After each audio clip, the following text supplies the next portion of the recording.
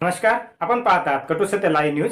चॅनलवर नवीन असाल तर चॅनलला सबस्क्राईब, शेअर, लाईक, कमेंट करून महाराष्ट्रभरातील नवनवीन बातम्यांसाठी बेल आयकन दाबायला विसरू नका. अरे जेन झीना संयमाचा सल्ला तुम्ही देताय, तुमची डोकी ठिकाणावर आहे का? तुम्ही संयम नाही दाखवलात. तुम्ही या मुलांवर पॅलेट गन चालवल्यात, तुम्ही या मुलांवर AK-47 चालवलीत, तुम्ही या मुलांवर गोळीबार केलात, तुम्ही या मुलांवर लाठीमार केलात, तुम्ही या मुलांवर अश्रुधूर सोडलात.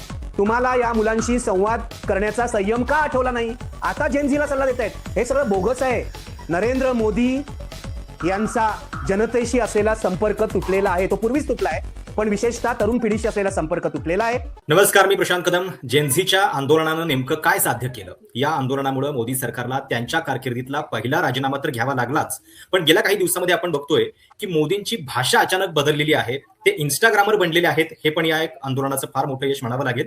पण काल त्यांनी एक व्हिडिओ इंस्टाग्रामवरती टाकला आणि त्याच्यातून त्यांनी या जेनझीला एक प्रकारे संस्कारी शिकवणी देण्याचा प्रयत्न केला आणि यांना कशी सुधारण्याची गरज आहे आणि त्यांना मी माफ करतो. खरं तर कुठलाही मुद्दा जो आहे तो स्वतःच्या भोवती कसा आणायचा याचं एक कौशल्य पंतप्रधान मोदींना चांगलं हस्तगत आहे. आणि त्या बाबतीत म्हणजे मुद्दा काय आहे तर शिक्षण व्यवस्थेचा, पेपर फुटीचा, त्याच्याबद्दल लोक आंदोलन करतायत, सरकारला प्रश्न विचारतायत. याच्यामध्ये तुमच्या आईचा मुद्दा आणि या सगळ्या इमोशनल गोष्टी आणायचा खरं तर काही विषय नव्हता, पण पंतप्रधानांनी ते पुन्हा एकदा केलेलं आहे. आज रविवारचा दिवस आहे.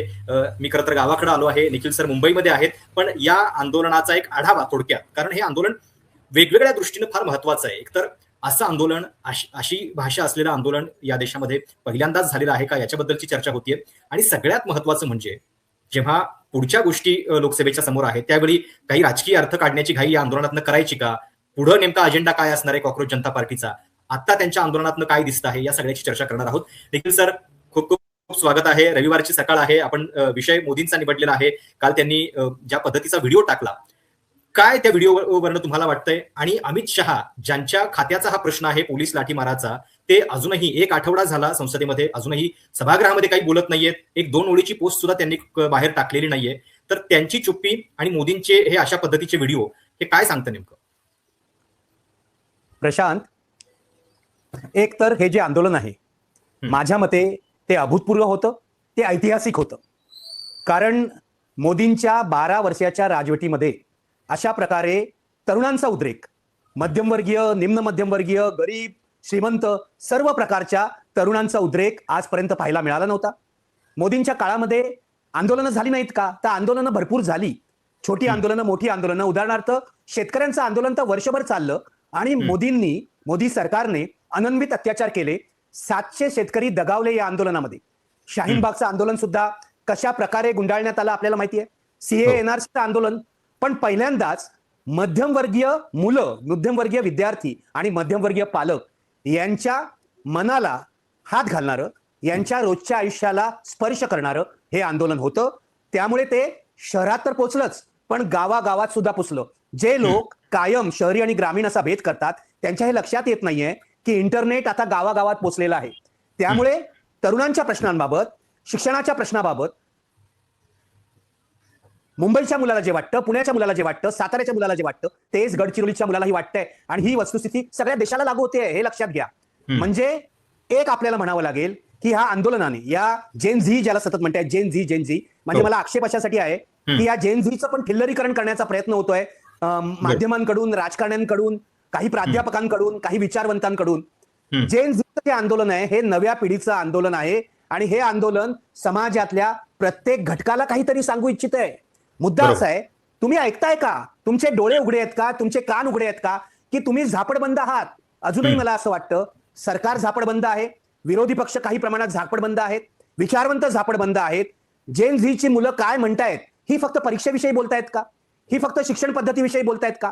का त्यांना इतके वर्ष साठलेला मनामधला असंतोष बाहेर काढायचा आहे? त्यांना बेरोजगारीविषयी बोलायचं आहे? त्यांना आपल्या भवितव्याविषयी बोलायचं आहे?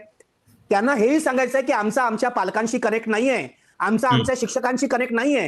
हे सरकार विरोधात तर आंदोलन आहेच, पण सर्व प्रकारच्या प्रस्थापितांविरोधात हे आंदोलन आहे. हे या मुलांनी केलेलं बंड आहे. स्वतःच्या पालकांविरोधातही सरकार विरोधात आहे. सोपी गोष्ट आहे सरकार विरोधात आंदोलन आहे वगैरे, हे विश्लेषण जे आता केलं जात आहे. पण अशा प्रकारचा असंतोष या तरुणांच्या मनात आहे, याची छोटीशी जाणीवही कुणालाही झाली नाही, इन्क्लुडिंग मीडिया. पत्रकारांना ग्राउंड रियालिटी माहित असायला पाहिजे असं आपण म्हणतो, पण ती ग्राउंड रियालिटी, मुलांच्या मनातला असंतोष हा पत्रकारांनाही माहित नव्हता, हा विचारवंतांना माहित नव्हता, हा शिक्षकांना माहित नव्हता, हा पालकांना माहित नव्हता, विरोधी पक्ष आणि सरकार तर दूरच. तर मला काय वाटतं, मला सगळ्यात या अभूतपूर्व आंदोलनाची खासियत ही वाटते की जे तुटलेपण आहे ना समाजामध्ये, तुटलेपण, संपूर्ण तुटलेपण, म्हणजे जेन झी तर आता नवी पिढी आहे, पण जेन झी ही जी पिढी आहे ती आधीच्या पिढीशी कनेक्टेड नाहीये, त्या आधीची पिढी आमच्याशी कनेक्टेड नाहीये, आमच्या आधीची पिढी आणखी कुठच्या पिढीशी कनेक्टेड नाहीये. हे जे तुटलेपण आहे समाजामध्ये ते या आंदोलनाने बाहेर आणलेलं आहे. आणि या जेन झीची आपण चेष्टा करत होतो, अगदी सगळ्या आधीच्या पिढीतले लोक, काय ही पिढी ही फक्त रीळ बघते, रीळ मेकर्स आहेत, इंस्टाग्रामवर काय वेडेवाकडे चाळे करते. या पिढीने दाखवून दिलं की आम्हाला देशाचं संविधान कळतं, आम्हाला बाबासाहेब आंबेडकरांनी काय सांगितलं याची जाणीव आहे, आम्हाला महात्मा गांधी काय म्हणाले, आम्हाला भगतसिंग काय म्हणाले याची जाणीव आहे. फक्त एक गोष्ट ही पिढी सांगते की तुम्ही जिथून इन्फॉर्मेशन घेता ना, तुम्ही जिथून नॉलेज घेता, तुम्ही जिथून ज्ञान घेता, ते तुमचे मार्ग वेगळे आहेत आणि आमचे मार्ग वेगळे आहेत. आम्हाला घटना कोणी शिकवली? आम्हाला भाषण देणाऱ्या, बौद्धिक घेणाऱ्या तथाकथित शिक्षकांनी नाही शिकवली. आम्हाला कदाचित ही घटना या रील्स मधूनच कळली असेल, कारण रील्सची चेष्टा करताना आपण हे विसरतोय की अनेक आंबेडकरवादी मुलांनी रील्स तयार केलेली आणि त्यातून ते बाबासाहेबांचा विचार सांगतायत, घटना सांगतायत. मला असं वाटतं या आंदोलनाची घोषणा जय भीम झाली यामागे हे कारण आहे की या मुलांना डॉक्टर बाबासाहेब आंबेडकरांनी सांगितलेलं शिक्षणाचं महत्व, परिवर्तनाचं महत्व, संघर्षाचं महत्व, संघटित होण्याचं महत्व या रील्स मधूनच कळलेलं आहे. तेव्हा कृपया माझी सगळ्यांना कळकळीची विनंती आहे, तरुण पिढीला आपण सगळे समजून घेऊया, सगळे समजून घेऊया. मी कायम आयुष्यामध्ये तरुणांबरोबर काम केलेलं आहे. म्हणजे तू जर बघितलंस तर माझं अक्षर मॅगझिन असो किंवा महानगर असो किंवा आयबीएन लोकमतची टीम असो, या सगळ्या टीम मध्ये तरुण मुलं 80-90% होती. त्याच्यातला सगळ्यात ज्येष्ठ माणूस हा मीच होतो. आणि त्यावेळेला मी जेव्हा पेपर काढला महानगर, तेव्हा माझं वय 30 वर्ष होतं, बाकीचा स्टाफ हा 30 वर्षाच्या खालचा होता. मला या तरुणांच्या संवेदना ज्या आहेत, तरुणांची जी स्पंदनं आहेत, ही आजही जाणवतात. मी काय तरुण माणूस राहिलेला नाहीये, मी आता ज्येष्ठ नागरिकात माझी गणना होते, पण मला तरुणांच्या संवेदना, स्पंदनं जाणवतात. याचं कारण मी आयुष्यभर तरुणांबरोबर काम केलेलं आहे. आणि तरुण जेव्हा आपल्या घरातून बंडखोरी सुरू करतो, तेव्हा त्याची शेवटची बंडखोरी ही व्यवस्थेविरुद्ध असते, सरकार विरुद्ध असते, हे आपण लक्षात घ्यायला हवं. तेव्हा आपण सगळं विश्लेषण करू या आंदोलनाचं, पण तरुण पिढीनी आपल्याला नवीन जीवनदान दिलेलं आहे, लक्षात घ्या. प्रशांत, हे माझ्या दृष्टीने खूप महत्वाचं आहे. माझ्यासारख्या माणसाला वाटतंय, लोक म्हणतात वागळे काय एवढा उत्साह दाखवतायत, हे तरुणांचं आंदोलन आहे. अरे तरुणांच्या आंदोलनातल्या उत्साहाचा स्पर्श जर तुम्हाला झाला नसेल तर तुम्ही दगड आहात, दगड. या आंदोलनात स्पर्श मी जंतर मंतरवर गेलो, मी मुंबईतले तरुण पाहिले, ते काहीतरी नवीन सांगायचा प्रयत्न करत होते, ज्यांना या तारुण्याचा स्पर्श झाला नाही. तारुण्य हे काही वयावर अवलंबून नसतं. ज्यांना हा उत्साहाचा स्पर्श झाला नाही, ज्यांना या एनर्जीचा स्पर्श झाला नाही, त्यांची संवेदनाच बोथट झाली आहे असं माझं म्हणणं आहे. आणि पुढे आपण जाऊन चर्चा करूया या आंदोलनाने सरकारला काय सांगितलं, विरोधकांना काय सांगितलं, इतरांना काय सांगितलं, ही चर्चा करूया. पण मुळात हा जो तरुणांचा संदेश आहे, आमचा ऐकून घ्या यार. आमची भाषा वेगळी आहे, आमची शैली वेगळी आहे, आमचं तंत्र वेगळं आहे.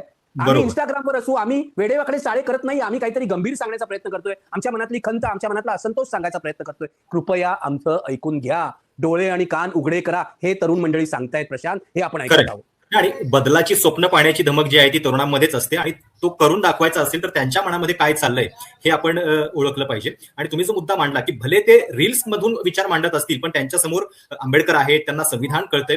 कारण यातलं एक एक मीम जे आहे ते अशा ताकदीचं होतं की म्हणजे एका अग्रलेखातून जे सांगता येणार नाही ते एका मीमनं सुद्धा सांगितलेलं आहे. आता सर, म्हणजे जेव्हा आपण विश्लेषणाकडे येऊ, मोदींचं या आंदोलनानं नेमकं काय करून ठेवलेलं आहे, त्यांच्या नेतृत्वासाठी हा किती मोठा धक्का आहे, त्यांच्या पॉप्युलरिटीला एकतर म्हणजे पूर्णपणे डॅमेज या आंदोलनानं केलेला आहे, याच्याबद्दलची चर्चा होतीच आहे. पण काल त्यांचा जो एक व्हिडिओ आला, त्या व्हिडिओमध्ये त्यांनी वापरलेले 2-3 शब्द जे आहेत ते फार म्हणजे धक्कादायक होते. एकतर ते असं म्हणतात की कल्चरल शॉक होता हे आंदोलन म्हणजे.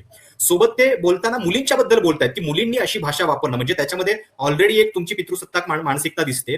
आणि पुन्हा यांना सुधारण्याची गरज आहे, योग्य वाटेवर आणण्याची गरज आहे, याच्यातून जणू यांचं पॅरेंटिंग जे आहे ते नीट झालेलं नाहीये, अशा पद्धतीचा एक ठपका लावण्याचा प्रयत्न मोदी करतायत. मुळात त्यांना ही भाषाच कळेन अशी झाली आहे का जेनझीची, ते काय सांगू पाहतायत हे त्यांच्यापर्यंत नीट पोहोचत नाहीये का? प्रशांत, अगदी बरोबर बोलतोयस तू. अजूनही हे आंदोलन, आता त्याची सांगता झालेली आहे जंतर मंतरवरच्या आंदोलनाची. देशभरातले विद्यार्थी सुद्धा हळूहळू शांत होत आहेत. आता ते आपले FIR रद्द करणं, पोलीस केस मागे घेणं यामध्ये अडकतायत. पण अजून पंतप्रधान नरेंद्र मोदी असोत, गृहमंत्री अमित शहा असोत, त्यांचे सहकारी असोत, यांना हे समजतच नाहीये की हे आंदोलन काय होतं. आपल्याला बदलाची गरज आहे. या लोकांचा जो संपर्क आहे किंवा या लोकांचा जो संवाद आहे तरुण पिढीशी, हा पूर्णपणे तुटलेला आहे, हे लक्षात घ्या. मी आजचे पेपर वाचत होतो, माझ्या हातात आजचा पेपर आहे, त्याची हेडलाईन आहे जेन झी ना संयमाचा सल्ला. कुणी दिला संयमाचा सल्ला? तर तो म्हणे गृहमंत्री अमित शहानी दिलाय. अरे जेन झी ना संयमाचा सल्ला तुम्ही देताय, तुमची डोकी ठिकाणावर आहे का? तुम्ही संयम नाही दाखवलात. तुम्ही या मुलांवर पॅलेट गन चालवल्यात, तुम्ही या मुलांवर AK-47 चालवलीत, तुम्ही या मुलांवर गोळीबार केलात, तुम्ही या मुलांवर लाठीमार केलात, तुम्ही या मुलांवर अश्रुधूर सोडलात. तुम्हाला या मुलांशी संवाद करण्याचा संयम का आठवला नाही? आता जेनझीला सल्ला देत आहेत. हे सगळं बोगस आहे. नरेंद्र मोदी यांचा जनतेशी असलेला संपर्क तुटलेला आहे. तो पूर्वीच तुटला आहे, पण विशेषतः तरुण पिढीशी असलेला संपर्क तुटलेला आहे. एक लक्षात घे, 2014 साली समजा आपण असं लक्षात घेऊया, ही पिढी जर 5 वर्षाची असेल तर आज 12 वर्षानंतर ही पिढी 17-18 वर्षाची झालेली आहे. या पिढीने पूर्वीची काँग्रेस सरकारं बघितलेली नाहीत. या पिढीने सरकार म्हणून जे काय बघितलेलं आहे ते केवळ नरेंद्र मोदींचं बघितलेलं आहे. आणि अत्याचार म्हणून जर काही बघितलेला असेल तर तो शेतकऱ्यांवरचा अत्याचार बघितलेला आहे, तो शाहीन बागवरचा अत्याचार बघितला आहे, तो आसाममध्ये CAA NRCच्या लोकांवर झालेला अत्याचार बघितलेला आहे, आणि आता आपल्यावर दागलेल्या गोळ्या आणि केलेला लाठीमार त्यांनी बघितलेला आहे. त्यामुळे अत्याचारी शासक म्हणून या मुलांसमोर नरेंद्र मोदींचीच प्रतिमा आहे. मोदींचा निषेध ही मुलं कशी करतायत तू लक्षात घे. ही मुलं आपल्यासारखा निषेध नाही करत. ही मुलं विनोदाचं अस्त्र वापरतायत.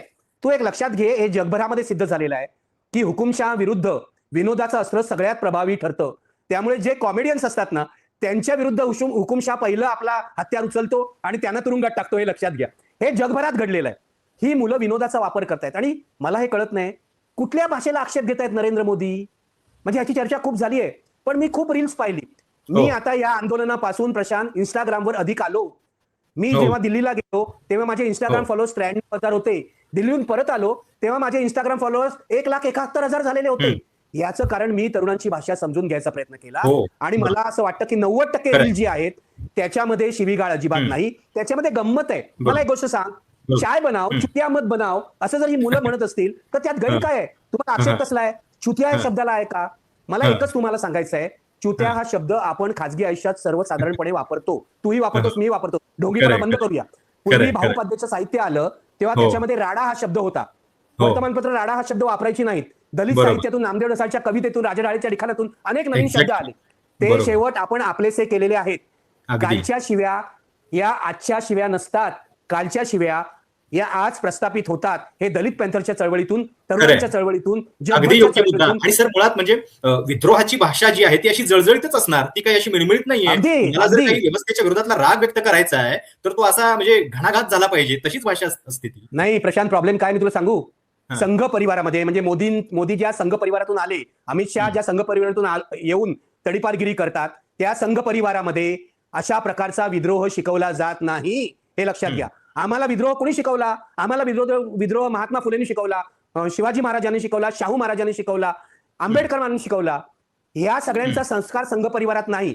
ते काय म्हणतात, गुरुजी नमस्ते नमस्ते सदावत्सले. मला एवढंच सांगायचं आहे, तुम्हाला विद्रोह कळणार नाही मोदीजी, तुम्हाला विद्रोह कळणार नाही अमित शहा. तुमचा प्रॉब्लेम हा आहे की तुमचा संघ परिवार हा फक्त हिटलर आणि मुसोलिनीला मानतो. त्यामुळे फक्त हुकुमशहाला सलाम करणं, हुकुमशहा पुढे नतमस्तक होणं एवढंच तो मानतो. त्यानं ह्या जेनझीची विद्रोहाची भाषा कळणार नाही. मी 90% रील्स पाहिली आहे, ते मी तुम्हाला खात्रीलायकरित्या सांगतो. आणि 10% रील्स सोडली तर त्यामधली भाषा मला आक्षेपार्ह वाटत नाही. जरी मोदींना चुतिया म्हटलं तरी. अरे खाजगीमध्ये शिव्या देतात कोण कोण मला माहिती आहे. बडबडे नेते शिव्या देतात, फक्त जाहीरपणे आल्या की ते आक्षेपार्ह ठरतं. ही पोरं विद्रोह करतायत. शिव्यांना महत्व काय ते माहितीये प्रशांत? थांब ऐक. शिव्यांना महत्व काय ते मी तुला सांगतो. कारण यांना गोळीबाराकडे दुर्लक्ष करायचंय. यांना गोळीबारावर किंवा लाठीमारावर जी चर्चा होत होती ती डायव्हर्ट करायची आहे, म्हणून हे महत्व शिव्यांना देत आहे. मला सांग, ती रुचिका सिंग 17-18 वर्षाची मुलगी काय बोलली रागाच्या भरात. अरे तिला घरी पोलीस पाठवून तुम्ही माफी मागायला लावता. मोदींना लाज वाटायला पाहिजे, अमित शहाना लाज वाटायला पाहिजे. एवढ्या छोट्या छोट्या मुलांना माफी मागायला लावताय. आणि नरेंद्र मोदी काय म्हणतात की तुम्ही मला बोललात, माझ्या मृत आईला बोललात. किती व्हिडिओ आले तुमच्या आईला बोलणारे मला सांगा. आणि तुम्ही काय करताय? माझा मुद्दा आहे, नरेंद्र मोदींनी सत्तेत येण्याच्या आधीपासून, खरं तर 2002 पासून जेव्हा गुजरातमध्ये दंगली झाल्या तेव्हापासून मुसलमानांना शिव्या घालायला सुरुवात केली. गलिच्छ शिव्या हे आणि यांचे समर्थक घालत होते. शशी थरूरच्या मैत्रिणीला हे 50 लाखाची गर्लफ्रेंड म्हणाले. 50 कोटी. मला तर लाख, मी साधा मध्यमवर्गीय माणूस आहे, मला लाखच सुचतात. 50 कोटीची गर्लफ्रेंड म्हणाले. सोनिया गांधीला विधवा म्हणाले, विदेशी विधवा म्हणाले. राहुल गांधींना पप्पू म्हणून यांनी जे शिवीगाळ केली, मी तुला वैयक्तिक अनुभव सांगतो. 2010 पासून मी सोशल मीडियावर आहे. तुमच्या बायकोवर बलात्कार करू अशा धमक्या मला भाजपच्या समर्थकांनी दिलेल्या आहेत, अंधभक्तांनी दिलेल्या आहेत, त्या मी कधी विसरू शकत नाही. माझं नरेंद्र मोदींना असं सांगणं आहे की जर तुमच्या आईला या मुलांनी शिव्या दिल्या असतील तर तुम्ही माझ्या बायकोवर बलात्कार करू असं का म्हणाला. आणि ही माझ्या एकट्याची गोष्ट नाही, ही अनेकांची गोष्ट आहे. तुलाही ट्रोलिंग होत असेल, तूही बघ खाली काय लिहितात. माझं आव्हान आहे सर्व लोकांना की ज्यांना या मुलांच्या शिव्यांबद्दल आक्षेप आहे त्यांनी माझ्या सोशल मीडियावर जाऊन, फेसबुकवर जाऊन, ट्विटरवर जाऊन मोदींचे भक्त काय शिव्या देतात ते पाहावं. तेव्हा शिव्यांविषयी आक्षेप घेण्याचा हक्क नरेंद्र मोदींना नाही. प्रॉब्लेम असा आहे की नरेंद्र मोदींना व्हिक्टिमहूड आवडतं, की आपल्यावरच अन्याय झालाय असं पहिल्यापासून ते दाखवतात. 2012, 13, 14 पासून हे दाखवतात की आपल्यावर कसा अन्याय झाला. आधी नेहरूंनी अन्याय केला, मग गांधींनी अन्याय केला, मग काँग्रेसनी अन्याय केला. त्यामुळे आताही ते व्हिक्टिमहूडच्या मनस्थितीत आहेत, पण मुलं ऐकून घेणार नाही. माझं स्पष्ट मत आहे, नरेंद्र मोदींनीच मुलांची माफी मागायला हवी. याचं कारण आंदोलन किती दिवस चाललं, 35 दिवसाहून अधिक. तोपर्यंत तुम्ही लक्ष दिलं नाहीत. पोलीस पाठवले, आरपीएफ पाठवले, त्यानंतर गोळीबार केला, मुलींचे कपडे फाडले. मोदीजी लक्षात घ्या, तुम्ही मुलींचे कपडे फाडलेत, मुलींची डोकी फोडलीत आमच्या डोळ्यासमोर. मी तुम्हाला सांगतो, लोक म्हणतील निखिल वागळे भडकतो, निखिल वागळे उथळ आहे, निखिल वागळे अमुक आहे तमुक आहे. अरे मुलींचे कपडे फाडताना पाहून जर तुमचं मन विचलित होत नसेल किंवा मनामध्ये राग गोळा होत नसेल तर कसली माणसं आहात तुम्ही. आणि हे लोक म्हणतात शिव्या दिल्या, मुलींचे कपडे फाडले तुमच्या पोलिसांनी. आणि राहुल गांधी बरोबर बोलतात, अमित शहाच्या आदेशावर हे कपडे फाडलेले आहेत, हा गोळीबार झालेला आहे, पॅलेट गन चालवलेले आहेत, AK-47 चालवली आहे. गृहमंत्र्याच्या आदेशाशिवाय दिल्लीत हे होऊ शकत नाही. मी तुला एक गोष्ट सांगतो, यांचा सगळ्यांचा संपर्क तुटलेला आहे. आणि हुकुमशहाच्या डोक्यामध्ये जेव्हा सत्ता जाते ना, तेव्हा हुकुमशहाला कळतच नाही आपली अधोगती कधी सुरू झालेली. सेम मोदींचं होतंय. मला माहित नाही 2029ला निवडणुका होतील तेव्हा मोदी जिंकतील की हरतील, कारण मोदी निवडणुका मॅनिप्युलेट करतात. माझा तर निवडणुकांवर सुद्धा आता विश्वास नाहीये. विरोधी पक्षांनी त्याचा विचार करायला हवा असं मला वाटतं. पण मोदी आता जनतेच्या मनातून उतरलेले आहेत, तरुण पिढीच्या मनातून उतरले, पालकांच्या मनातून उतरले. एकूणच नरेंद्र मोदींचा इंस्टाग्राम व्हिडिओ 3-4 व्हिडिओ केले त्यांनी रात्री 11 वाजता आल्यावर. त्या खाली ज्या कमेंट्स येतात ना त्या बघा, किती चेष्टा करतात मुलं नरेंद्र मोदींची. नरेंद्र मोदी यांच्याविषयी या देशातल्या तरुण पिढीला किंचितही आदर उरलेला नाही. ही कशाची निशाणी आहे? हे तुमचं सरकार जनतेच्या मनातून उतरलेलं आहे याची निशाणी आहे, लक्षात घ्या. प्रशांत, सगळ्यात महत्वाची गोष्ट यांनी काय केली माहिती आहे आंदोलनाने? भीती. भीती जी लोकांच्या मनात होती 12 वर्ष, या सत्ताधाऱ्यांची भीती ती नष्ट करून टाकली. हे अगदी खरं आहे. म्हणजे समाज आता भीतीमुक्त तरुण पिढी किमान निर्माण झालेली आहे. समाज झाला की नाही मला माहित नाही. ज्याची आस आम्हाला लागली होती की लोक भीतीमुक्त व्हावेत, निर्भय बनून आंदोलन सुरू केलं होतं. ते कुठच्या राजकीय पक्षासाठी किंवा पक्षाच्या विरुद्ध नव्हतं. भीतीमुक्त समाज निर्माण व्हावा अशी आमची आस होती. तो भीतीमुक्त समाज आता निर्माण झालेला आहे. आता मुलांना मोदींची भीती नाही, सरकारची भीती नाही, पोलिसांची भीती नाही, लष्कराची भीती नाही. जेवढं हे आंदोलन दडपायचा तुम्ही प्रयत्न कराल तेवढा उफाळ वर येईल. तुला माहिती आहे केशवसुतांची कविता आहे, केला जरी पोत बळेची खाले, ज्वाला तरी ते वरती उफाळे. मशालीचा पोत खाली केला तरी ज्वाला वरती उफाळतात. तसंच या आंदोलनाचं होणार आहे. आणि हा मुद्दा बरोबर आहे की म्हणजे भीतीच संपून टाकलेली आहे या आंदोलनानं. अचानक म्हणजे या देशामध्ये राज्य कोण करतंय तर जेन्झी करतायत अशा पद्धतीची एक स्थिती निर्माण झाली आहे. त्यांना हवं ते त्यांनी मिळवलं. म्हणजे महिनाभरापूर्वी जर आपण बघितलं तर राज्यभरामधले पक्ष फोडले जात होते. पश्चिम बंगालमध्ये TMC, आम आदमी पक्ष, आणि कुठंतरी एक अशी घुसमट होत चाललेली आहे असं वाटत असताना हे आंदोलन झालं आणि या आंदोलनामुळे एक राजीनामा सुद्धा झालेला आहे. सर, या आंदोलनामध्ये जर तुम्ही जून पासूनचा घटनाक्रम बघितला तर पोलीस लाठीमार झाल्यानंतरचं सेंटिमेंट जे आहे ते अचानकपणे जास्त बदललं. तिथून लोक जास्त या आंदोलनाशी कनेक्ट होऊ लागले. सुरुवातीला सोनम वांगचूक उपोषण करत होते, पण त्या उपोषणाला प्रतिसाद मिळत नव्हता. लोक जात होते, भेटत होते, पण पोलीस अत्याचार आणि त्याला या मुलांनी दिलेलं उत्तर हेच या आंदोलनामध्ये निर्णायक ठरलं. मग या सगळ्यामध्ये गृहमंत्र्यांची भूमिका आणि त्यांनी आतापर्यंत चूप राहणं याला काय म्हणायचं, त्याच्याबद्दलचं उत्तर या देशाला कधी कळणार आहे? घाबरले हा शब्द सौम्य आहे प्रशांत. घाबरले, गृहमंत्री घाबरले, अमित शहा घाबरले, नरेंद्र मोदी घाबरले. अधिक योग्य शब्द काय माहितीये? टरकले. टरकले हा जो शब्द आहे ना तो यांना लागू होतो. गृहमंत्री टरकले, मोदी टरकले या तरुणांच्या असंतोषाला. म्हणूनच तर लोकसभेत आले नाहीत, राज्यसभेत आले नाहीत. लोकसभेत 2 दिवस चर्चा झाली तेव्हा मोदी आणि शहा दोघंही नव्हते, ते पळून गेले. आजही अमित शहा या विषयावर बोलायला काही तयार नाहीये. अमित शहानी येऊन सांगावं की माझ्या आदेशानुसार गोळीबार झाला नाही, गोळीबार चूक होता, माझ्या आदेशानुसार लाठीमार झाला नाही, अश्रुधूर सोडले नाहीत. मग हे सिद्ध होईल, राहुल गांधी म्हणतात त्याप्रमाणे, की जर अमित शहाचा आदेश नव्हता तर कुणी आदेश दिला अमित शहाला न विचारता, म्हणजे अमित शहा अकार्यक्षम आहे असं सिद्ध होतं. अमित शहा जर अकार्यक्षम असतील तर मोदींनी त्यांना तिथे गृहमंत्री पदावर का ठेवलंय? भाजपवाले तर म्हणत होते हे आमचे सरदार पटेल आहेत. सरदार पटेल कधी पळपुटे नव्हते.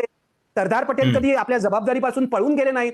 अमित शहा आणि नरेंद्र मोदी दोघेही पळून गेले, लक्षात घ्या. आणि तू जे म्हणतोस मी तुला सांगतो की बरोबर आहे, लाठीमार झाला, अत्याचार झाला, रिप्रेशन झालं, दडपशाही झाली, त्यानंतर हे आंदोलन मोठं झालं, त्यानंतर अधिकाधिक मुलं रस्त्यावर उतरली. पण लाठीमार होण्याच्या आधी काय परिस्थिती होती? 20 तारखेला म्हणजे 20 जुलैला सकाळी 8 वाजता मी जंतर मंतरवर होतो आणि व्यासपीठाच्या बाजूला होतो. काय घटना घडतायत हे मी बघत होतो. साधारणपणे माझा असा अंदाज होता 25-30 हजार मुलं येतील. मी जेव्हा आजूबाजूला बघायला सुरुवात केली तेव्हा माझ्या असं लक्षात आलं, जंतर मंतरला येणाऱ्या प्रत्येक रस्त्यावर मुलं दिसतायत. हजारो मुलं, लाखो मुलं. किती मुलं असतील त्या दिवशी? मला भीती वाटायला लागली की आता इथे स्टॅम्पेड होतंय काय. इतकी गर्दी झाली, खचाखच गर्दी. हे लाठीमार होण्याच्या आधी. मी तुला एक गोष्ट सांगतो, माझं जे रिडिंग आहे, सोनम वांगचुक यांचं उपोषण इतका काळ चाललं, ज्या दिवशी त्यांना उचललं, मला वाटतं 17 किंवा 18 तारखेला त्यांना उचललं आणि अतिशय वाईट पद्धतीने शिव्या देऊन उचललं. एक पांढरा कपडा जसं काही एखादं प्रेत उचलतात तसा त्यांच्यावर टाकला आणि उचललं त्यांना. त्या घटनेपासून मुलांच्या मनातला असंतोष बाहेर यायला सुरुवात झाली आणि ती घटना घडल्यानंतर काही लोकांना असं वाटत असेल आता सोनम वांगचुकला उचललं, आता आंदोलन संपणार, असं काही लोकांना वाटत होतं, काही विचारवंतांना, काही प्राध्यापकांना, दिल्लीतल्या काही पत्रकारांना वाटत होतं. पण ते झालं नाही. सोनम वांगचुकला उचलल्यानंतर इथली गर्दी वाढली. मी बघत होतो डोळ्यांनी. 18 तारखेला मी होतो दिल्लीमध्ये, मी डोळ्यांनी बघत होतो. सोनम वांगचुकना उचललं, दडपशाही केली, त्यांना एक प्रकारचं काय म्हणतात ते पोलिसांनी हॉस्पिटलमध्ये स्थानबद्धच करून ठेवलं. त्यांना अटकच केलेली होती, फक्त हॉस्पिटलमध्ये होते म्हणून ते आपण अटक म्हणत नाही. माझा मुद्दा एवढाच आहे की सोनम वांगचुक यांनी या आंदोलनाला जे नैतिक अधिष्ठान दिलं, त्या अधिष्ठानामुळे मुलांच्या मनाला त्यांनी हात घातला. म्हणजे अभिजित दिपकेचं जेवढं श्रेय आहे तेवढंच श्रेय किंवा त्यापेक्षा अधिक श्रेय सोनम वांगचुक यांचं आहे. 26 दिवस उपोषण करणं ही सोपी गोष्ट नाहीये. आयुष्यात उपोषण मी सुद्धा केलेली आहेत. 7-8 दिवसानंतर माणसाची जी हालत होते ते मला माहिती आहे. मी मेधा पाटकरांची उपोषण पाहिली आहेत, मी दत्ता इस्वलकरांचं उपोषण पाहिलेलं आहे. 26 दिवस उपोषण केलं म्हणजे जे लोक आज सोनम वांगचुकवर टीका करतात ना, सोनम वांगचुक भाजपचे आहेत, याचे आहेत, मला त्याच्यामध्ये काही अर्थ अशासाठी वाटत नाही. स्वतःचा जीव त्यांनी पणाला लावला 26 दिवस उपोषण करून. त्यांच्याकडून काही चुका झाल्या, शेवटी त्यांनी मंत्र्यांकडून फळाचा रस घ्यायला नको होता, त्यांनी अभिजित दिपके किंवा नेहाला बोलवायला होतं, हे मला मान्य आहे, मी ते बोललोही आहे. पण एक लक्षात घे, त्या हॉस्पिटलमध्ये सत्ताधाऱ्यांशिवाय कुणालाही जायची परवानगी नव्हती. राहुल गांधींना सोडलं नाही, प्रियांका गांधींना नंतर सोडलं, विरोधकांना सोडलं नाही, अभिजित दिपके, नेहा आणि हे जे आंदोलनकारी होते त्यांनाही हॉस्पिटलमध्ये पोहोचू दिलं नाही. आणि सरकारने जबरदस्ती या मंत्र्यांच्या हातातून सोनम वांगचुकना ब्लॅकमेल केलं आणि रस पाजला. हे मी तुला सांगतो, सरकारने अनेक उपद्व्याप केले. 20 तारखेला मोर्चा निघण्याआधी या गर्दीमध्ये एक अँब्युलन्स घुसवण्यात आली, हे तुला माहिती असेल. अँब्युलन्स घुसवण्यात आली, आमच्या समोर अशी धाडधाड अँब्युलन्स येते स्टेजच्या दिशेने. मी म्हटलं कोण आलं, तर काय पसरवलं पोलिसांनी की आता हॉस्पिटलमधून सोनम वांगचुक आले आहेत आणि ते उपोषण स्वतः तर मागे घेतातच आहे पण आंदोलन सुद्धा मागे घेणार आहेत, अशी बातमी पसरवली. एक 10 मिनिटं खळबळ झाली, पण तेवढ्यात अभिजितनी सांगितलं आपल्या सहकार्यांना की हे खोटं आहे, हे अनाऊन्स करा.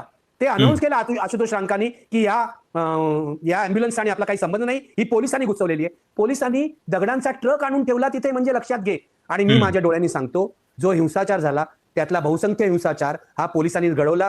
पोलीस लक्षात घे मी काय बोलतोय, एका बसच्या काचा फोडताना मी डोळ्यांनी बघितलेलं आहे. स्वतः पोलीस, हे लक्षात घे. हो, पोलीस स्वतः काचा फोडत होते, याचे व्हिडिओ सुद्धा उपलब्ध आहेत. पोलिसांनी डॅमेज झालेल्या गाड्याही तिथे आणून ठेवल्या होत्या.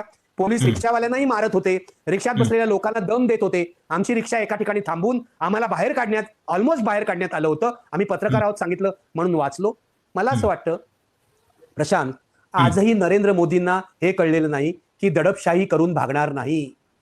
आजही दडपशाही चाललेली आहे. आजही मुलांवरचे FIR मागे घेतले जात नाहीयेत. आजही मीडियाचा वापर करून त्या मुलीला, रुचिकाला माफी मागायला लावताय तुम्ही. म्हणजे 15 वर्षाच्या मुलीच्या पाठीमागे तुम्ही लागताय. तुमचं जर्नलिझम, तुमचं इन्व्हेस्टिगेटिव्ह जर्नलिझम तुम्ही अशा गोष्टींमध्ये वापरताय की कुठल्या सलूनमध्ये काम करत होती तिच्यापर्यंत पोहोचून तिच्या आधार कार्डच्या कॉपीज दाखवल्या जात आहेत. म्हणजे अगदी कमाल आहे, म्हणजे तुम्ही किती क्रूर आहे. मग अशा पद्धतीची जर सिस्टीम सोबत असेल तरी सुद्धा झुकावं लागलं, याच्यातनं काय अर्थ दिसतो? म्हणजे की मीडिया सोबत नव्हता, त्याच्यानंतर सगळ्या ईडी आणि म्हणजे या सगळ्यामुळे विरोधकांना गप्प करून ठेवलेलं आहे. याच्यानंतर केवळ जेनझीनं ज्या भाषेमध्ये उत्तर दिलं त्याच्यामुळे झालेला हा पराभव आहे. याचा तुम्हाला पुढच्या राजकारणावरती कसा परिणाम दिसतो? मोदी काही धोरणात्मक दृष्ट्या काही बदल करतील का? या रागाला समजून घेतील का की त्यांना हे कळण्यापलीकडचं आहे? तुमचं आकलन काय या सगळ्याबद्दल? अशा प्रकारे आंदोलन झाल्यावर मोदींनी खूप मोठा बदल करायला हवा. आपल्या गव्हर्नन्समध्ये बदल करायला हवा. लोकांशी ज्या पद्धतीने संवाद करतायत, त्यांची जी व्हॉट्सअप संस्कृती आहे ही त्यांनी टाकून द्यायला हवी. त्यांना एवढंच वाटतंय की व्हॉट्सअप संस्कृती टाकून द्यायची म्हणजे काय, रोज रात्री 11 वाजता इंस्टाग्रामवर व्हायचं, असं काही नाहीये. हे लक्षात घ्या. ही या मुलांची आयुष्य जी आहेत, या मुलांच्या आकांक्षा ज्या आहेत, या मुलांची स्वप्न जी आहेत ती इंस्टाग्रामच्या पलीकडे आहेत. इंस्टाग्राम हे केवळ एक व्यासपीठ आहे. खरं. काल जसं ट्विटर हे व्यासपीठ होतं, फेसबुक हे बरोबर. व्यासपीठ होतं, आता आउटडेटेड झाली, तसंच इंस्टाग्राम हे व्यासपीठ आहे. उद्या कदाचित हेही व्यासपीठ आउटडेटेड होईल. पण बरोबर. मोदींना हे कळत नाहीये. मोदींचा टूलकिट जो आहे ना या आंदोलनाशी डील करण्याचा, तो जुना आहे. त्यांना हे जुना कळत आहे. नाही. म्हणजे या मुलांची बदनामी करा, या मुलांना दम द्या, पोलीस घाला. त्यांचं काय, चंद्रकांत पाटील जे म्हणाले की तिकडे जो दगड पडलेला आहे रस्त्यावर, दगड पडलेला आहे, त्याच्यावरच्या फिंगरप्रिंट घेणार आहे. ते फुटप्रिंट असं म्हणाले, फुटप्रिंट, फिंगरप्रिंट नाही म्हणाले. तेव्हा फुटप्रिंट आणि फिंगरप्रिंट याच्यातला फरक चंद्रकांत पाटलांना कळत नाहीये. माझं मत आहे, चंद्रकांत पाटीलच नव्हे, या सत्ताधाऱ्यांच्या डोक्यात दगड भरलेले आहेत आणि त्यांना अंदाज येत नाही की ही पिढी जी आहे, तरुण पिढी, ती काय करणार आहे याचा अंदाज येत नाही. त्यामुळे हे पारंपरिक मार्गानेच त्यांना उत्तर द्यायचं, जुन्या पद्धतीने डील करू बघतायत. बरोबर. एक्झॅक्टली. मोदी सत्ताधाऱ्यांची पकड जी आहे ना सत्तेवरची, तीच गेलेली आहे. मला असं वाटतं, मला पहिल्यांदाच जाणवलं, मी तुला सांगतो 12 वर्षात मी मोदींचा टीकाकार आहे, उघडपणे टीकाकार आहे. मला मोदी हे हुकुमशाह आहेत, लोकनियुक्त हुकुमशाह, हे मी तुझ्याकडेही बोललेलो आहे. आणि ते जावेत असं वाटतं, नाहीतर उद्या ते पुतीनच्याच मार्गाने जातील. पण या आंदोलनाने मोदींना दाखवून दिलं की तुम्ही हुकुमशाह आहात. पहिली संधी होती मोदींना चांगल्या प्रकारे संवाद करायची, मुलांशी बोलायची, ती गमावली. त्यांनी फोर्स वापरला, त्यांनी पोलीस बळाचा वापर केला आणि हे दाखवून दिलं की आपण हुकुमशाहच आहोत. हुकुमशाही पलीकडे आपल्याला काही कळत नाही. आणि संघाचा जो संस्कार आहे तो या एक चालकानुवर्तित्वाचा आहे, हुकुमशाहीचा आहे. तेव्हा मुलांना चेपणार, आम्ही मुलांना दाबणार, मुलांचं रिप्रेशन करणार, हे लक्षात घ्या. मला असं वाटतं की मोदींची जी कमान आहे ती आता खाली खाली खाली जाणार आहे. अमित शहाची क्रेडिबिलिटी संपलेली आहे. राहुल गांधींनी योग्य गोष्ट केली, राहुल गांधींनी योग्य गोष्ट केली की अमित शहाचा राजीनामा मागितला. माझं तर असं मत आहे, यापुढे राहुल गांधींनी पंतप्रधानांच्या घरासमोर आंदोलन केलं, उत्कृष्ट केलं. जंतर मंतरवरच्या आंदोलनाला समांतर त्यांच्या भूमिका होत्या, पण तरी सुद्धा त्या एकमेकाला पूरक होत्या. आणि मी तुला आज एक बातमी देतो. मला असं वाटतं, मला असं पहिल्यापासून वाटत होतं की राहुल गांधींनी जंतर मंतरवर यायला हवं होतं, कारण राहुल गांधी हा आजच्या तरुणांचा आवाज आहे. राहुल गांधी हा आमचा उद्याचा पंतप्रधान आहे, असं माझं म्हणणं आहे. हा माणूस चांगला आहे, त्याला संवेदना आहे. ते नेहाला भेटले, ते इतर मुलांना भेटले, ते जखमी झालेल्या पॅलेट गननी मुलांना भेटले. राहुल गांधी यायला निघाले होते जंतर मंतरवर. मला ही माहिती, हा निरोप आला होता जंतर मंतरवर जेव्हा धर्मेंद्र प्रधान यांचा राजीनामा झाला त्यानंतर, की राहुल गांधी इथे यायला तयार आहेत, ते येऊ शकतात, इच्छा आहे. मला असं वाटतं हे नेहा मार्फतच अभिजित दिपके आणि त्यांच्या सहकार्यांना कळवण्यात आलं. पण अभिजित दिपके आणि सहकारी धर्मेंद्र प्रधान यांचा राजीनामा झाल्यामुळे एकदम त्यांचे हात स्वर्गाला पोचले होते. त्यामुळे त्यांनी सांगितलं की आम्हाला आता राहुल गांधींची गरज नाही. हे सत्य मी तुला सांगतो, ही बातमी सांगतो आहे.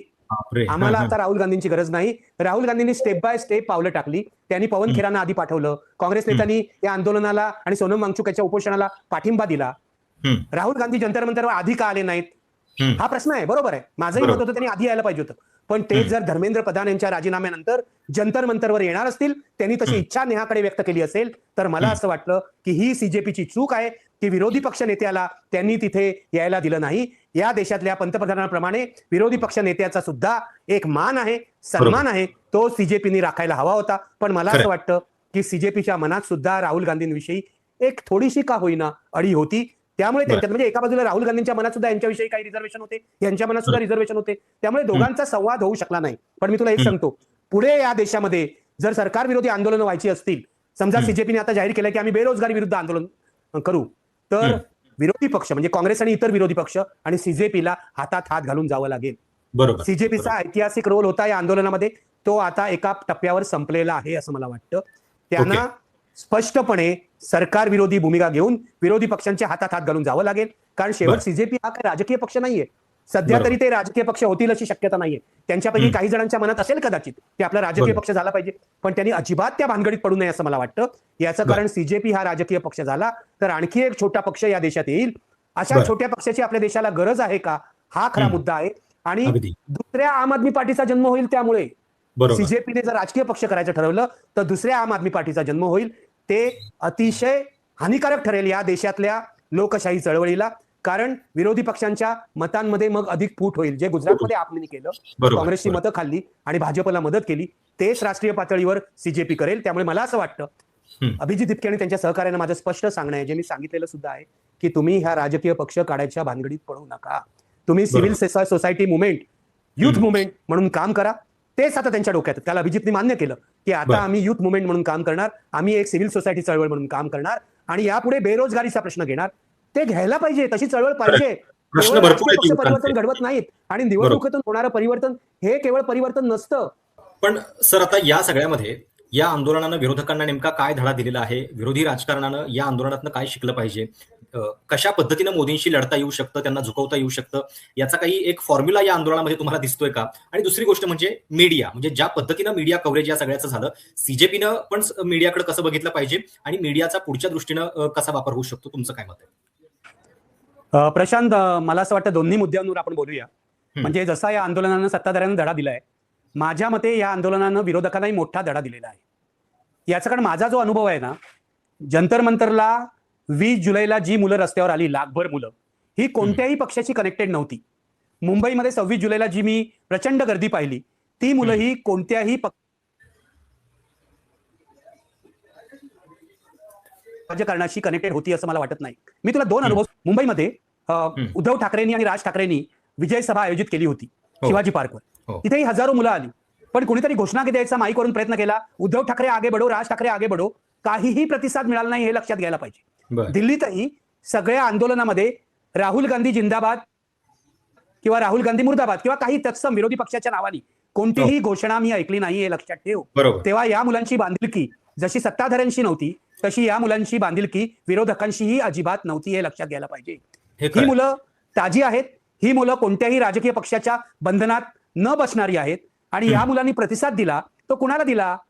तो अभिजित दिपके आणि सोनम वांगचुक या व्यक्तींना दिला नाही. ते जे म्हणत होते त्या मुद्द्यांना दिला. अभिजितनी जेव्हा पहिल्यांदा कॉक्रोच जनता पार्टीचा अकाउंट उघडला, तेव्हा त्यांनी 5 मागण्या केल्या होत्या. त्यामध्ये शिक्षण विषयक मागण्या होत्या, त्यामध्ये जी खरेदी विक्री जी आमदार खासदारांची चालते त्याविषयी मागण्या होत्या, राजकारणातला भ्रष्टाचार जो आहे, क्रिमिनलायझेशन जे आहे त्याच्याविषयी मागण्या होत्या. हे सगळं वाचून ही मुलं आली होती. अभिजित दिपके कोण हे कदाचित त्यांना यापूर्वी माहिती नसेल, सोनम वांगचुक कोण हे माहित नसेल, पण त्यांनी सोनम वांगचुक यांचा निर्धार पाहिला, अभिजितची चिकाटी पाहिली आणि प्रतिसाद दिला. यापूर्वी सुद्धा काँग्रेसने, राहुल गांधींनी, एनएसयूआयने, युथ काँग्रेसने आंदोलन केलं होतं नीटच्या पेपरफुटी विरुद्ध किंवा इतर पेपरफुटी विरुद्ध, पण ते आंदोलन काँग्रेसपुरतं मर्यादित राहिलं होतं. त्यामध्ये बाहेरची मुलं आली नव्हती. विरोधी पक्ष जे बोलत होते ते आपल्या चौकटीत बोलत होते. मला असं वाटतं सगळ्यात या आंदोलनाचं वैशिष्ट्य हे आहे की राजकारणाबाहेरची मुलं यामध्ये आली. ती टिकतील की नाही मला माहित नाही. त्यांना टिकवण्याचं काम हे सीजेपीचं आहे, विरोधी पक्षांचं आहे, लक्षात घ्या. पण विरोधी पक्षांनी या मुलांना गृहीत धरू नये, कारण उद्या जाऊन ही मुलं विरोधी पक्षांना, काँग्रेसला, राहुल गांधींना किंवा इतर पक्षांना, समाजवादी पक्ष, इतर पक्ष असेल, शिवसेना असेल, त्यांना मतं देतील असं नाही. सीजेपीच्या स्टेजवर काँग्रेसचे नेते आले, त्यांनी पाठिंबा दिला. उद्धव ठाकरे आले, ते पहिल्यापासून अभिजित दिपकेच्या पाठीशी होते. पण म्हणून ही मुलं उद्या या पक्षांना मत देतील असं वाटत नाही. या पक्षांनी तरुणांसाठी अजेंडा दिला, या पक्षांनी शिक्षण व्यवस्थेवर काम केलं, या पक्षांनी बेरोजगारीवर काम केलं, तर कदाचित ही मुलं त्या पक्षांना पाठिंबा देऊ शकतात. पण या मुलांचा हा संदेश आहे की आम्हाला गृहीत धरू नका. आम्ही जसे सत्ताधाऱ्यांच्या विरोधात आहोत तसे तुमच्या राजकारणाच्या सुद्धा बाजूनी नाही, हे त्यांनी स्पष्टपणे सांगितलेलं आहे. प्रशांत, आणि तुझा दुसरा मुद्दा जो आहे मीडियाबद्दल, मला असं वाटतं की सत्ताधाऱ्यांना जसा माज आलेला आहे ना, तसा जो मेनस्ट्रीम मीडिया आहे, ज्याला आपण बहुतांश गोदी मीडिया म्हणतो, त्यांना सुद्धा एक मस्ती आलेली आहे. त्यांना कळतच नाही लोकांमध्ये काय चाललेलं आहे. अँकर स्टुडिओमध्ये ठरवतात की जनमत हे आहे. कुठला सर्वे केलात तुम्ही जनमताचा? मोदी पॉप्युलर आहे असं सर्वे तुम्ही करता, राहुल गांधी पॉप्युलर आहे असं सर्वे करता. त्या सर्वेचा खरेपणा किती आहे? हे स्टुडिओत बसलेले जे अँकर आहेत ना, ते स्वतःचा अजेंडा लादायचा प्रयत्न करतात. स्टुडिओत बसलेल्या अँकरवर दबाव असतो मालकाचा, मालकावर दबाव असतो सत्ताधाऱ्यांचा, कारण मालकाने सत्ताधाऱ्यांकडून करोडो रुपयांच्या जाहिराती घेतलेल्या असतात, हे लक्षात ठेव. तेव्हा हा गोदी मीडिया जो आहे त्याला मोडीत काढलं या मुलांनी. का घोषणा होतो त्या गोदी मीडिया चले जाओ, गोदी मीडिया चले जाओ. काही रिपोर्टर्सना सुद्धा घेरण्यात आलं आणि त्यांना सुद्धा काही आक्रमक प्रश्न विचारण्यात आले, शिवीगाळ करण्यात आली असा आरोप आहे. माझा मुद्दा असा आहे, रिपोर्टरना टार्गेट करण्याचं कारण नाही, कोणाविरुद्धही हिंसाचार करण्याचं कारण नाही, अगदी रिपोर्टर गोदी मीडियाचा असला तरी सुद्धा. परंतु माझा मुद्दा असा आहे, गोदी मीडिया गेली 12 वर्ष जे चुकीचं करतोय, संपादक चुकीचे वागतायत, संपादक बातम्या दडपतायत, मालक दबाव आणतोय, सत्ताधाऱ्यांकडून पैसे घेतोय, याविरुद्ध किती रिपोर्टर्स बोलले? मी तुला एक उदाहरण देतो. सोहित मिश्रांनी एनडीटीव्हीची नोकरी सोडली जेव्हा त्याला राहुल गांधींच्या पत्रकार परिषदेमध्ये जाऊन चुकीचं वाग असं सांगितलं तेव्हा. किती रिपोर्टरनी असं बंड केलं आपल्या संपादकाविरुद्ध, मालकाविरुद्ध? आता ते म्हणतील आमच्या पोटाचा प्रश्न आहे. पोटाचा प्रश्न या देशातल्या 135 कोटी जनतेचा पण आहे, तेव्हा तुम्ही पोटाचा प्रश्न काहीतरी अनोखा आहे असं सांगू नका. पाठीचा कणा लागतो प्रशांत. मीडियाने हा पाठीचा कणा दाखवला नाही. सीजेपीचं जे आंदोलन आहे त्यावर बहिष्कार टाकला सुरुवातीला, नंतर हे लोक आले शेवटच्या क्षणामध्ये. ते का आले? आजतक पासून सगळे या सगळ्यांना त्यांना टीआरपी मिळत होता. हेच अण्णांच्या आंदोलनात पण दिसलं होतं. जेव्हा अण्णांच्या आंदोलनामध्ये गर्दी नव्हती तेव्हा हे मीडिया आला नव्हता. नंतर जसजशी गर्दी व्हायला लागली तसा मीडिया आला. याचं कारण या अँकर्सना, या मालकांना, या संपादकांना एकच कळतं, जिथे गर्दी आहे तिथे जायचं. हे कावड यात्रा सुद्धा दाखवतात. त्यामुळे यांनी सीजेपीचं आंदोलन दाखवलं, यात मला काय आश्चर्य वाटत नाही. हा मीडिया जो आहे ना, तो पूर्णपणे विकला गेलेला आहे. बहुसंख्य मीडिया. काही अपवाद आहेत, रवीश कुमार सारखे अपवाद आहेत, इंडिपेंडंट जर्नलिस्ट आहेत तुझ्यासारखे, हे अपवाद आहेत. आपण प्रतिकूल परिस्थितीत काम करतोय, हे बघतोय आपण सगळं काय चाललंय. पण मेनस्ट्रीम मीडिया हा बहुतांश विकला गेलेला आहे. त्यांच्या संपादकांनी डोकी गहाण ठेवलेली आहेत, म्हणून त्यांना हे आंदोलन कळलं नाही. आणि आता अभिजितच्या मुलाखती घेण्यासाठी हे राईन लावतायत. सीजेपीने पहिल्यांदा सांगितलं आम्ही गोदी मीडियाशी सहकार्य करणार नाही. आता अभिजित दिपके आजतक पासून सगळ्यांना मुलाखती देतोय. त्याचा अर्थ कसा लावायचा? माझा मुद्दा असा आहे की सीजेपीने स्वतःचं डोकं सुद्धा भानावर ठेवलं पाहिजे. याचं कारण ज्या मीडियाने तुमच्यावर अन्याय केला, जो मीडिया तरुण मुलं जी एफआयआर मध्ये अडकली त्यांना ब्लॅकमेल करायचा प्रयत्न करतोय, ती जी रुचिका आहे तिचा व्हिडिओ व्हायरल केला CNN IBNनी. या मुलांना जो ब्लॅकमेल करतो आहे त्यांच्याशी तुम्ही कॉम्प्रोमाइज कसं करता? गोदी मीडियाशी तुम्ही कॉम्प्रोमाइज कसं करता? माझ्या अभिजित दिपकेला, सौरव दासला हा सवाल आहे की तुम्ही गोदी मीडियाशी जर कॉम्प्रोमाइज केलं तर तुमची विश्वासार्हता कमी होईल. कालपर्यंत ही मुलं तुमच्यावर विश्वास ठेवत होती, यापुढे ठेवतील की नाही माहित नाही. तुम्ही प्रसिद्धीच्या हव्यासापोटी कृपया हे करू नका. पण जसं सत्ताधाऱ्यांचं वस्त्रहरण झालं, विरोधकांची जी लिमिटेड संवेदनशीलता आहे ती एक्सपोज झाली, तसंच यामध्ये मीडियाचं सुद्धा वस्त्रहरण झालेलं आहे. आपण लक्षात घ्यायला पाहिजे. लोकशाहीचं जे खच्चीकरण झालंय भारतामध्ये, त्याला जेवढे सत्ताधारी जबाबदार आहेत, जेवढे विरोधक जबाबदार आहेत, तेवढा मीडिया सुद्धा जबाबदार आहे. आणि मीडियाचा बुरखा या आंदोलनात फाटला असं मी म्हणेन. खरं. आता तुम्ही जो मुद्दा मांडला तो बरोबर. म्हणजे ज्यावेळेस त्यांच्या सहकाऱ्यांचे लचके तोडले जात आहेत, 15 वर्षांची एक रुचिका सिंग काहीतरी बोलली तर त्याच्याबद्दल मीडियामध्ये इतक्या सगळ्या गोष्टी चर्चेला जात असताना दुसरीकडे तुम्ही त्याच मीडियाला मुलाखती देत आहेत. किमान त्यांच्याकडे काही अटी शर्ती तुम्ही मांडायला पाहिजे, त्यांना सांगायला पाहिजे की अशा पद्धतीचं वार्तांकन पुन्हा चालणार नाही. ते होताना दिसत नाहीये. आणि देशाच्या राजकारणामध्ये आपण बघतोय की तिकडे तामिळनाडूचे मुख्यमंत्री विजय यांनी एक ट्रेंड सेट केलाय. ते संपूर्ण कॅम्पेनमध्ये त्यांनी एकही मुलाखत मीडियाला दिली नाही, मेनस्ट्रीम मीडियाला. ते तिथं आपल्या सरकारच्या जाहिराती सुद्धा मीडियाला द्यायला तयार नाहीये. तुम्हाला या सगळ्या चर्चेबद्दल काय वाटतं? तुमच्या काही सूचना असतील, प्रतिक्रिया असतील तर आवर्जून कळवा. चॅनल सबस्क्राईब करायला विसरू नका.